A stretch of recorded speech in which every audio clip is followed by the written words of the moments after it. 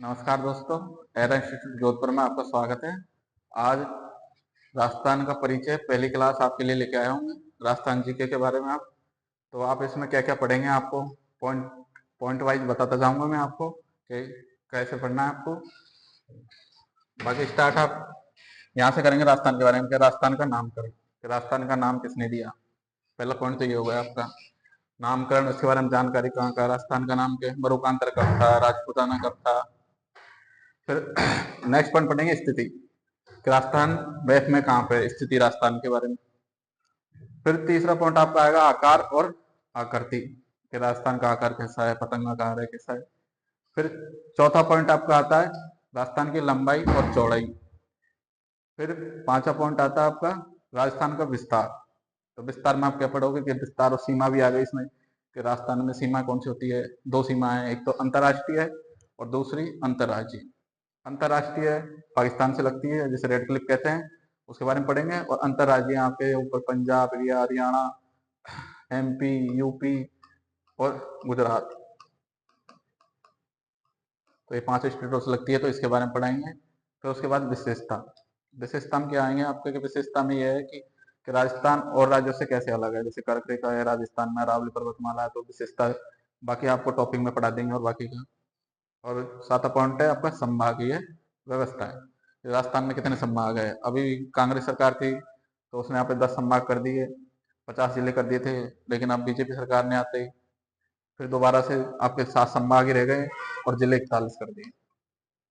तो आपको ये संभागीय व्यवस्था, तो ये पॉइंट वाइज पढ़ेंगे। पहले नामकरण, स्थिति, आकृति, लंबाई व चौड़ाई, विस्तार और विशेषता और संभागीय व्यवस्था, ये टॉपिक पढ़ेंगे। तो आप पहला टॉपिक स्टार्ट करते हैं आपका नामकरण।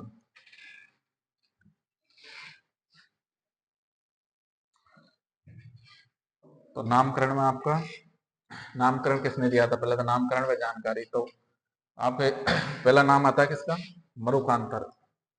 तो जब वाल्मीकि जी ने जब रामायण लिखी तो उसमें अपने राजस्थान प्रदेश को मरुकांतर शब्द से यूज किया था, मतलब मरुकांतर नाम दिया था उसने। किस शब्द का यूज किया था, मरुकांतर। तो मरुकांतर नाम किसने दिया था, वाल्मीकि ने। और वाल्मीकि ने क्या रची, आपको तो सबको पता होगा कि रामायण की रचना करी थी। तो रामायण में वाल्मीकि ने मरुकांतर शब्द यूज किया अपने प्रदेश का। तो पहला क्वेश्चन तो यही आ जाता है कि वाल्मीकि ने रामायण में के राजस्थान प्रदेश का किस नाम से यूज किया था। ऑप्शन में आ जाएंगे आपके मरुकांतर आ जाएंगे, राजपूतान आ जाएगा, रजवाड़ा, राजस्थान, ये 4 ऑप्शन आ जाएंगे। फिर इसके साथ ही आपको एक पॉइंट और पढ़ाता हूं मैं, राजस्थान का वाल्मीकि किसे कहते हैं। जैसे आपके महापुरुषों के नाम आएंगे, उनके आएंगे तब और अच्छे से पढ़ा देंगे। बाकी राजस्थान का वाल्मीकि आप यहीं पढ़ लोगे, राजस्थान का वाल्मीकि किसे कहते हैं। तो इसका आंसर है हरिदास जी, जिसका बचपन का नाम था, मतलब पहले का नाम था, पहले ये डाकू थे हरिदास जी। आपको बताऊं, ये नागौर के डीडवाना में जन्म हुआ था इनका। ये पहले डाकू थे, फिर इनको क्या ज्ञान की प्राप्ति हुई, फिर ये संत बन गए। फिर संत बन गए तो इनका नाम हरिदास जी हो गया। तो पहले का नाम था इनका हरिदास सांकला। फिर फिर हम आते हैं राजपूताना, कि राजपूताना नाम किसने दिया था।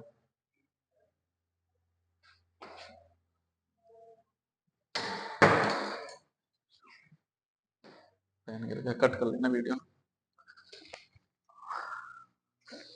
निकाल लेना।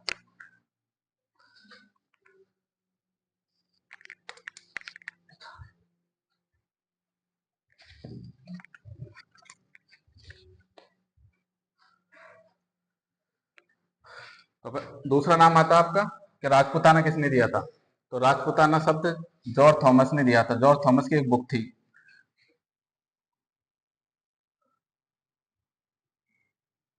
तो जॉर्ज थॉमस की बुक थी।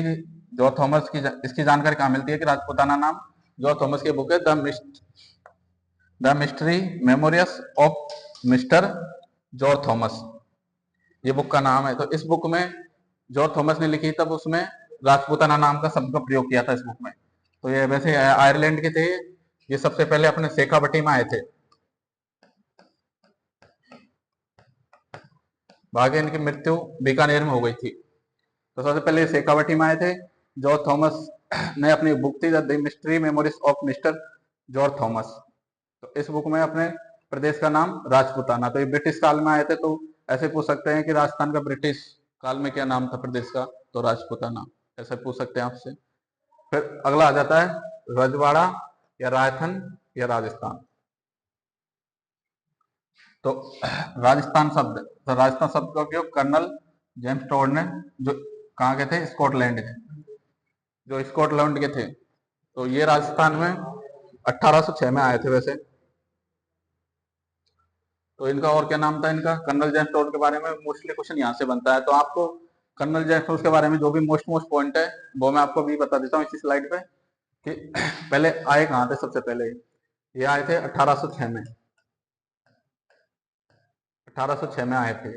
और कहाँ आए थे, माडलगढ़ भीलवाड़ा। तो माडलगढ़ भीलवाड़ा में ये कौन सी रियासत पड़ती है, उसमें मेवाड़ी रियासत में आता है। दूसरी बात उस टाइम के शासक, मतलब रियासती शासक कौन था उस टाइम मेवाड़ का, तो ये उस टाइम था भीम सिंह सिसोदिया। तो ये याद आप रखना कि कहाँ आए थे, माडलगढ़ भीलवाड़ा में आए थे। कौन सी रियासत है, मेवाड़ रियासत है। उस टाइम उसका शासक कौन था, भीम सिंह सिसोदिया था। फिर कर्नल जेम्स का दूसरा नाम क्या था, घोड़े वाले बाबा। तो ये क्या, जब भी कहीं भी किसी गांव में जाते तो घोड़े पे जाते थे। इनको क्या आपने, तो इनका जहाँ भी बच्चों ने इनका नाम रख दिया कि कहीं भी आता है कि भाई कौन आ गया, घोड़े वाले बाबा आ गए। तो इनको एक घोड़े वाले बाबा नाम से भी जानते हैं। तीसरा है राजस्थान का इतिहास का जनक, क्योंकि इन्होंने अपने पूरे राजस्थान का इतिहास पूरा इंग्लिश में लिख डाला। जो भी इतिहास था पूरा राजस्थान का इतिहास इन्होंने, तो राजस्थान के इतिहास का जनक भी इसे कहते हैं। फिर आता है इनकी बुक। तो ये सब पता कैसे लगता है कि राजस्थान का इतिहास, तो इनकी बुक है the annals and activities of Rajasthan. तो ये बुक का प्रकाशन कब हुआ था, 1829 में हुआ था। तो और इसका हिंदी में व्याख्या किसने की थी, डॉक्टर गौरीशंकर हीराचंद ओझा, जिन्होंने इसकी हिंदी में व्याख्या की थी इस बुक को। तो इसके लेखक कौन थे, कर्नल जेम्स टोड। तो क्वेश्चन मोस्टली यही पूछता है, ये इंपॉर्टेंट आपको याद, ये तो याद रखना ही पड़ेगा, मतलब और कुछ और तो याद रहे ना रहे, लेकिन ये याद जरूर रहना चाहिए कि ये बुक का नाम क्या था, कर्नल जेम्स टोड की the analysis and activities of Rajasthan. इसका प्रकाशन कब हुआ था, 1829 में। इसकी हिंदी में व्याख्या किसने की थी, डॉक्टर गौरीशंकर हीराचंद ओझा। ठीक है, फिर आगे चलते हैं अपन। फिर अन्य जानकारी भी मिलती है कि राजस्थान का यूज कहाँ कहाँ किया जाता है, राजस्थान शब्द का यूज। तो अन्य जानकारी आपके, तो पहले मिलती है मुणत नैणसी की बुक है जिसका नाम नैणश्री ख्याल, तो इसमें भी राजस्थान शब्द का उपयोग किया गया है। फिर दूसरी वीरवान की राजरूपक पुस्तक, इसमें भी राजस्थान शब्द का प्रयोग किया गया है। फिर तीसरा है शिलालेख, जो पत्रों पे जो लेख लिखते हैं उन्हें शिलालेख कहते हैं। तो शिलालेख जो कौन सा शिलालेख, बसंतगढ़ शिलालेख, जो कहाँ पर स्थित है, खीमल माता का मंदिर सिरोही में। खीमल माता का मंदिर सिरोही में, तो सिरोही में स्थित है। तो इसमें राजस्थान प्रदेश का नाम राजस्थान आदिम नाम से यूज किया था, जो बाद में आगे चल के राजस्थान नाम पड़ा था। तो तीसरा 3 पॉइंट ये भी याद रखने हैं अपन को। ये बुकों के नाम तो मैं आगे आगे आपको पढ़ा दूंगा अच्छे से, क्योंकि आपके बुक के बारे में पूछते हैं कौन सा लेखक था, लेख अभिलेख भी दिए हैं, सुपरवाइजर में जो जो टॉपिक दिए हैं आपको सब पढ़ा देंगे। फिर अगला पॉइंट आता है आपका, फिर आता है राजस्थान की स्थिति। नामकरण आपने पढ़ लिया कि क्या क्या नाम थे राजस्थान के, किस किसने दिए थे, कौन सी बुक में थे। अब राजस्थान का दूसरा पॉइंट आता है राजस्थान की स्थिति। तो पहले तो नॉर्मली क्वेश्चन आते थे आपके, पहले क्वेश्चन में इतना पूछते थे कि राजस्थान भारत के मैप में कहाँ पे है, उत्तर में, दक्षिण में, कि उत्तर पश्चिम में। तो पहले तो, आजकल ये ट्रेंड खत्म हो गया। अब दूसरे क्वेश्चन पूछते हैं कि अक्षांश के आधार पर, के देशांतर के आधार पर पूछते हैं कि राजस्थान का देशांतर किस किस देशांतर के मध्य है या फिर अक्षांश के मध्य है। तो एक तो हम पढ़ेंगे विश्व या ग्लोबल के हिसाब से राजस्थान की, फिर एशिया के हिसाब से, फिर तीसरा पढ़ेंगे अपन भारत कि एशिया में, भारत में कौन सी जगह है राजस्थान का। ये 3 पॉइंट पढ़ने हैं आपको बंटू भाई। तो पहला आता है अक्षांश के आधार पर, अक्षांश और देशांतर। तो देशांतर आप राजस्थान का देशांतर पढ़ेंगे तो आपको ऐसा आता है कि पूर्वी गोलार्ध, मतलब आपको दक्षिणी गोलार्ध और यह है पश्चिमी गोलार्ध। तो गोलार्ध के बारे में पढ़ना पड़ेगा आपको, गोलार्ध की जानकारी होनी चाहिए कि भारत, पहले तो एक बार भारत का पढ़ लो। भारत में क्या है, भारत में आपका आता है उत्तर पश्चिम में, यहाँ पर आपका राजस्थान आता है। तो पहले उत्तर लिखेंगे अपन, फिर दक्षिण, फिर उत्तर, फिर पूरब, फिर पश्चिम। तो, तो पहले हमेशा दिशा लगते थे, हमेशा ये ध्यान रखना, पहले उत्तर आएगा तो उत्तर पश्चिम में, और एशिया में आता है दक्षिण एशिया में, और विश्व पे आ जाए तो अक्षांश के आधार पर। तो अक्षांश के आधार पर आपको आगे बढ़ाता हूँ। पहले अक्षांश और देशांतर क्या होती है एक बार इसके बारे में देख लेते हैं आप अच्छे से, कि अक्षांश और देशांतर क्या होती है। तो ये एक काल्पनिक रेखा होती है वैसे तो, देखिए काल्पनिक रेखा होती है। अब इनकी जरूरत क्यों पड़ी ये भी पढ़ लेते हैं आप, कि अक्षांश जो भी आप ये खींचेंगे, एक ग्लोब बनाएंगे, तो इसमें जो ये वाली लाइन होती है ये तो होती है अक्षांश, और ये वाली होती है देशांतर। तो अक्षांश वैसे ऊपर वाली लाइन तो याद करने का तरीका ऐसे करते हुए, अपन अक्षांश कैसे लिखते हैं, ऐसे। तो ये वाली जो लाइन होगी वो अक्षांश होगी, देशांतर वाली तो देशांतर कैसे लिखते हैं, ऐसे। तो ये नीचे वाली जो लाइन होगी ये वाली देशांतर होगी। तो अक्षांश की जरूरत कैसे पड़ी अपन को, कि दूरी की गणना के लिए अक्षांश की जरूरत पड़ी।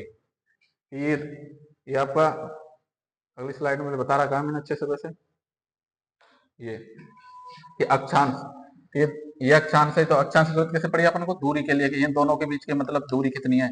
और देशांतर की जरूरत को पड़ी आपको टाइम के लिए, समय की गणना के लिए।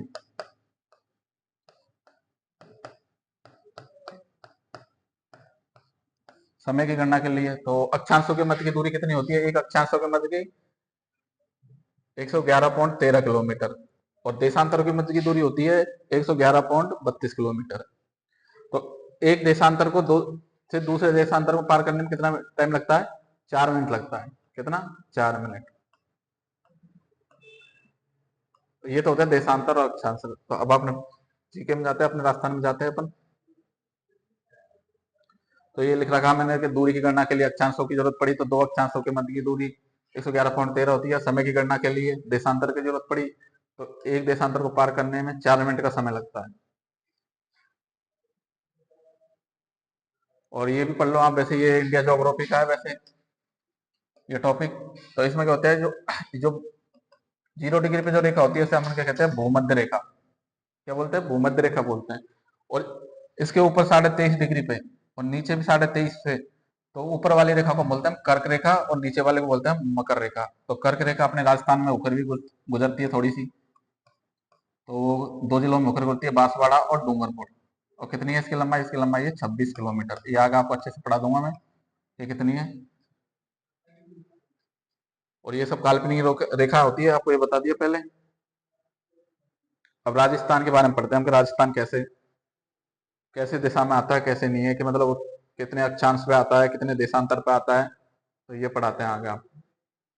ये अब राजस्थान में देखिए, ये ग्लोब खींच दिया, बना दिया मैंने, एक ग्लोब बना दिया। तो राजस्थान ग्लोब में कहाँ आता है, इस जगह पे आता है।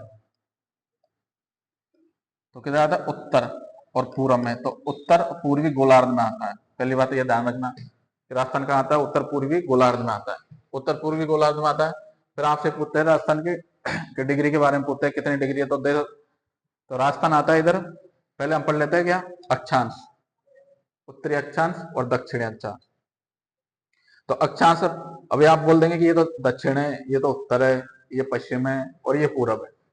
तो ऐसे नहीं कि अपन देशांतर यहाँ से करेंगे राजस्थान मैप के हिसाब से, कि उत्तरी अक्षांश से लेकर दक्षिणी अक्षांश से लेकर उत्तरी अक्षांश, ऐसे नहीं। हम पूरे पूरे पूरे आप उत्तरी अक्षांश में आते हैं, ग्लोबल के हिसाब से देखना आपको, राजस्थान के हिसाब से नहीं। तो कहाँ से आते हैं अपन, 23 डिग्री 3 मिनट उत्तरी अक्षांश से लेकर 23 मिनट 23 डिग्री और 12 मिनट उत्तरी अक्षांश के बीच में। ये तो आपके अक्षांश हो गए। और देशांतर की बात करें तो आप 69 डिग्री 30 मिनट पूर्वी देशांतर से 78 डिग्री 17 पूर्वी देशांतर के बीच में आते हैं।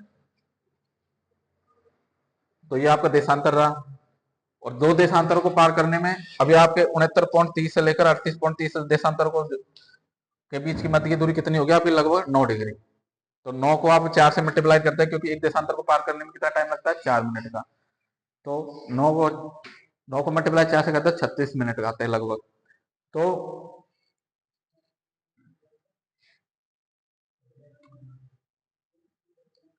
तो आपके पूरब से पश्चिम को, मतलब ये अपने राजस्थान है, ये पूरब, ये धौलपुर है आपका,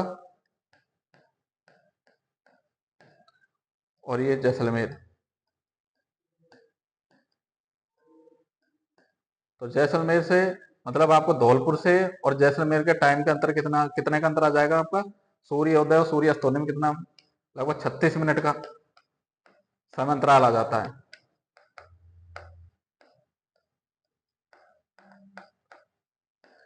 यहाँ सूर्योदय पहले होगा और यहाँ सूर्यास्त बाद में होता है।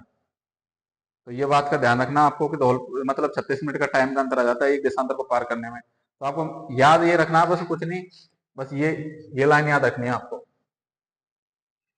राज्य का विस्तार 23.3 उत्तरी अक्षांश से लेकर 30 डिग्री 12 मिनट उत्तरी अक्षांश और 69 डिग्री 30 मिनट पूर्वी देशांतर से 78 डिग्री 17 पूर्वी देशांतर तक राजस्थान का विस्तार है। और जब भी याद में तो आप मोस्टली ध्यान रखना आता कहाँ है, अक्षांश में ध्यान रखना उत्तरी अक्षांश से होता है और देशांतर में भी पूर्वी देशांतर से पूर्वी देशांतर में आता है। ऑप्शन में आपको ऐसे यहाँ उत्तरी अक्षांश लगे दक्षिणी अक्षांश आ जाएगा, तो ध्यान रखना आप अक्षांश के आधार पर क्वेश्चन को सही कर सकते हो। ये याद नहीं रहे ना 23 डिग्री 30 मिनट 30 डिग्री 12 मिनट, ये तो याद रखना वैसे तो, हालांकि आपको जब भी याद नहीं है तो आप अक्षांश के आधार पर कहाँ आता है राजस्थान, उत्तरी पूर्वी गोलार्ध में, तो अक्षांश में कौन सा आता है, तो पूरा उत्तरी अक्षांश ही रहेगा। ऐसा नहीं कि आगे दक्षिणी हो जाएगा। 23 डिग्री 3 मिनट उत्तरी अक्षांश से 30 डिग्री 12 उत्तरी अक्षांश के बीच राजस्थान, और इधर 69 डिग्री पूर्वी देशांतर से 78 डिग्री 17 पूर्वी देशांतर के मध्य में राजस्थान का विस्तार है। तो ये राजस्थान पढ़ लिया आपने। और इसमें याद रखना क्या चीज आपको, और ये आपको बता दिया मैंने ये कि ग्लोबल के हिसाब से कि देशांतर और अक्षांश क्या होते हैं। फिर आता है राजस्थान का आकार और आकृति। अगला पॉइंट आप पढ़ते हैं राजस्थान का आकार कैसा है। तो आकार एक तो दो हिसाब से आकार, पतंगाकार और विषमकोणीय चतुर्भुज वाला। तो पतंगाकार आकार किसने दिया था आपको, पतंगाकार आकार दिया था टीएच हैंडले वैज्ञानिक ने दिया था। तो ये अगला क्वेश्चन ये बनता है कि आपके बीच के किस आधार पर राजस्थान के दो नाम पड़ गए, पतंगाकार भी है और विषमकोणीय चतुर्भुजाकार भी है। तो पतंगाकार आपके राजस्थान की लंबाई और चौड़ाई, जो आपके राजस्थान की लंबाई व चौड़ाई होती है उत्तर से ये दक्षिण और पूरब से पश्चिम के बीच में, तो उत्तर से दक्षिण राजस्थान की लंबाई है 826 किलोमीटर और पूरब से पश्चिम कितनी है 869 किलोमीटर। तो मतलब पूरब से पश्चिम वाली लंबाई आपकी ज्यादा है और ये लंबाई कम है। तो इन दोनों लंबाई के बीच का अंतराल कितना है, तो इनका अंतराल है 43 किलोमीटर। तो इस आधार पर राजस्थान का नाम पतंगाकार रखा गया है।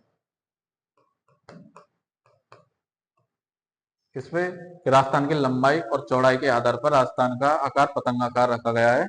फिर नेक्स्ट आता है कि विषमकोणीय चतुर्भुज किस आधार पर रखा गया है। तो विषमकोणीय चतुर्भुज राजस्थान के विकर्ण किसके आधार पर रखा गया है, विकर्णों के आधार पर। किस पर रखा गया है, विकर्णों के आधार पर रखा गया है राजस्थान का नाम। तो ये किसने दिया था, वेगनर ने दिया था। किसने, वेगनर ने। फिर विकर्णों के आधार पर तो राजस्थान के, अब बात करें विकर्ण, तो ये पश्चिम रहा, ये पूरब रहा और ये दक्षिण और ये उत्तर। तो आप ये जब विकर्ण खींचते हैं तो एक विकर्ण की लंबाई आती है 850 किलोमीटर उत्तर से पूर्व की साइड खींचेंगे तो, और ये वाला विकर्ण खींचते हैं तो 784 किलोमीटर आती है और इनका अंतर आता है कितना आपका 66 किलोमीटर का इनका बीच में अंतर आता है, डिफरेंट ऑफ पूछे तो। इसके आधार पर राजस्थान का आकार कह दिया गया विषमकोणीय चतुर्भुज। तो आपको पता लग गया कि राजस्थान का आकार आकृति के बारे में। तो पतंगाकार कैसे पड़ा, किसने दिया, टीएच हैंडल ने दिया था। विषमकोणीय चतुर्भुज किसने दिया था, वेगनर ने दिया था। किस आधार पर दिया गया था, पतंगाकार के लंबाई व चौड़ाई के आधार पर। लंबाई व चौड़ाई आधार पर देखा कि उत्तर से दक्षिण आपकी लंबाई है 826 किलोमीटर और पूरब से पश्चिम की आपकी लंबाई है 869 किलोमीटर। तो इनके बीच में जब मैप डाला तो राजस्थान की आकृति निकल के आई, कैसी आई, पतंगाकार। तो राजस्थान की आकृति पतंगाकार कहाँ से आई, लंबाई व चौड़ाई पे। और विषमकोणीय आकृति कहाँ से आई, विकर्णों के आधार पर। राजस्थान के विकर्ण, दो विकर्ण खींचे चारों दिशाओं के बीच में, तो विकर्ण के आधार पर राजस्थान के आकृति कैसे हुई, विषमकोणीय चतुर्भुज। तो ये आपका आज तक का टॉपिक यहीं का है। राजस्थान का आकार व आकृति पढ़ा दिया आपको, नामकरण में जानकारी पढ़ा दी। अगला टॉपिक आपका फिर क्षेत्रफल पे पढ़ाएंगे। उसके बाद आपको विस्तार, राजस्थान की सीमाएं, फिर संभागीय व्यवस्था है, यहाँ पर राजस्थान का परिचय कंप्लीट हो जाएगा इसमें। फिर उसके बाद आपको सभ्यता पढ़ाएंगे। सभ्यता आपके सुपरवाइजर में दो है, ये तो कालीबंगा और आर सभ्यता। और वैसे भी आपको मोस्टमो सभ्यता और पढ़ानी पड़ेगी। आपको देखो, आपको गणेश सभ्यता पढ़ानी पड़ेगी, वाघो सभ्यता भी। 2024 में सुपरवाइजर में जो क्वेश्चन आया था कि राजस्थान में सबसे पहले कहाँ पर मतलब कृषि के और प्रमाण मिले थे, कृषि और पशुपालन में सबसे पुरातन प्रमाण कहाँ मिले थे, तो बागर सभ्यता में। तो ऐसा नहीं है कि आपको सिलेबस में दे रखा है कालीबंगा और आहड़, ये दो ही पढ़ाने पढ़ाने आपको और भी पढ़ेंगे। बाकी आपको सिलेबस एयर इंस्टीट्यूट एप्लीकेशन पे आपको पूरा राजस्थान जी के मैं ही पढ़ाऊंगा। बाकी आप एक एक टॉपिक वाइज आप पढ़ा देंगे। धन्यवाद।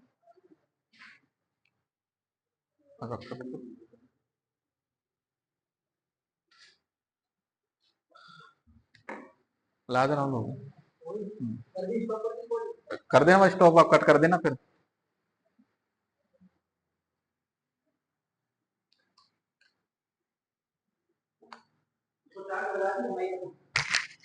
तो बंद तो कर, इसको स्टॉप तो कर। चली गई अभी तक।